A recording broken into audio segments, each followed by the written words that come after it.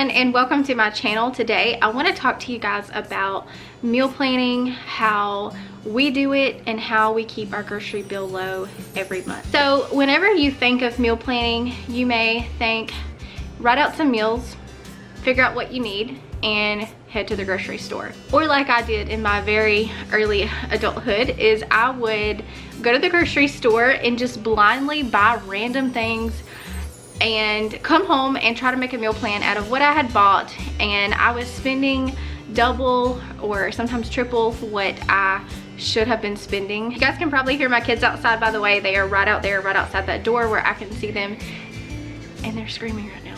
But we are gonna carry on. So whenever I meal plan, I do not exactly meal plan for breakfast and lunch. I just keep a few staple items in the house for those 2 meals, and then we just plan for dinner. So for breakfast, for instance, I'll keep cereal and Pop-Tarts on hand. I'm not a big breakfast person, but my kids are usually starving whenever they wake up, so I have to keep a few things on hand for them. But like I said, I'll keep cereal, Pop-Tarts. Those are not the healthiest, but I'll also keep things like fruit. I'll also keep grits on hand, and also the big bag of pancake mix that I love to get from Sam's. Then for lunch, what we'll do is keep things like peanut butter and jelly, lunch meat, salad, and sometimes I'll even buy frozen chicken, like the frozen popcorn chicken that you can throw on top of your salad if you want to spruce it up a little bit. I just keep a few staple things like that. Sometimes we even have leftovers from dinner to have for lunch. For snacks, we keep it very minimal. I will buy some goldfish or some Cheez-It crackers, just something a little snacky to have in the house for the kids if they want something throughout the day. And we also will do cheese. I'll buy like the big block of Colby Jack cheese and cut that into strips or cubes. Of course, yogurt, things like that. We just keep those staple items in the house. So what we'll do to plan for dinner is every week I take a sheet of paper and I write out categories of our foods. So I'll have a category for produce, a category for meat, bread, leftovers, dairy. And starting with the fridge, I will go through there and we'll write down any leftovers that we have that we need to go ahead and eat, and take note of like any dairy products, cheese, heavy cream, milk. I don't write down every single little detail of everything that's in the fridge, like ketchup, mustard, mayonnaise. I don't write down things like that. We just write down the basic things that we could use to make a meal. So we'll take note of any produce and we'll just write out everything into those categories. And then once I have the fridge done, I'll move on to both of our freezers and take note of any meat that we have. And I'll do the same thing for the pantry. I'll go through and see what kind of sides we have, and I'll kind of thumb through the canned goods and see what we can use to make a meal. Once I have my inventory of everything that we have that we could possibly make a meal out of, I will sit down and basically match things up and see what kind of meals I can come up with. So for instance, we have a pound of ground beef and we also have spaghetti noodles.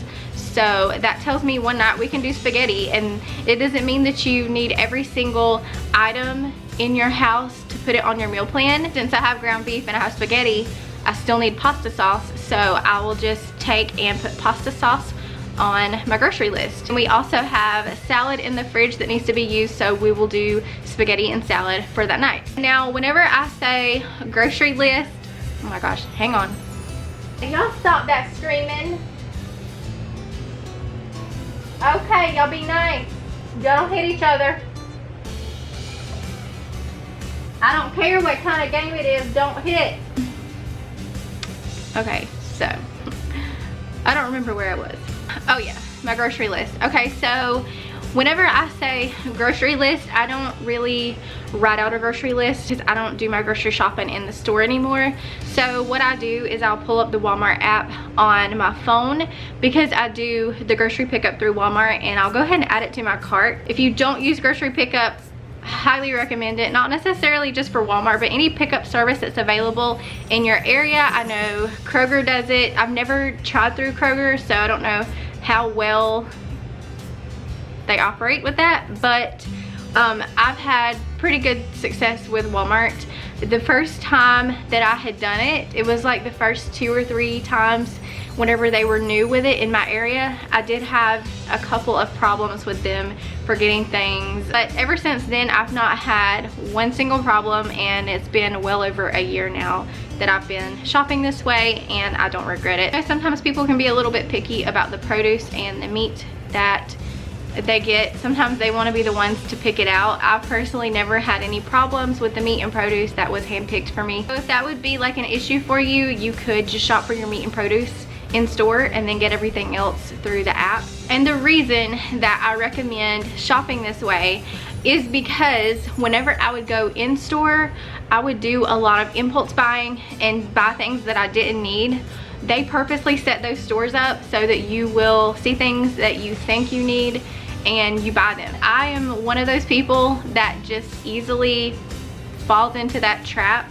So for me, the grocery pickup app is just, it just makes more sense for me to shop that way. I can just go in and add what I need. I'm not seeing all this extra stuff in front of me. This way I can add exactly what I want to my cart, and if my budget that week is only $50 and I spend $51, I can adjust my cart before I check out. I know exactly what my total is, and it just makes it very easy to stay in budget. Also, if you're having some trouble making a meal plan out of the items that you have already in your house, you can go to supercook.com, and also I think allrecipes.com, and basically those two are websites that you can go in and put in ingredients that you already have, and it'll generate some recipes for you. And if you need one or two extra things to make it a full meal, it'll let you know what you need to pick up. So that's another easy little hack. If you don't like to meal plan, let the websites meal plan for you. I'll leave a link to my Walmart grocery referral in the description box below if you want to sign up and get started with them. And I'll also leave links to All Recipes and supercook.com for you guys to check out as well. If this is your first time stopping by my channel, I hope that you will stick around and subscribe. I make videos every single week. It's totally free to subscribe. It just lets YouTube know that you want to see more content from me, and it will pop up in your subscription feed every time I post a video. Thank you all so much for watching, and I'll see you in my next one. Bye.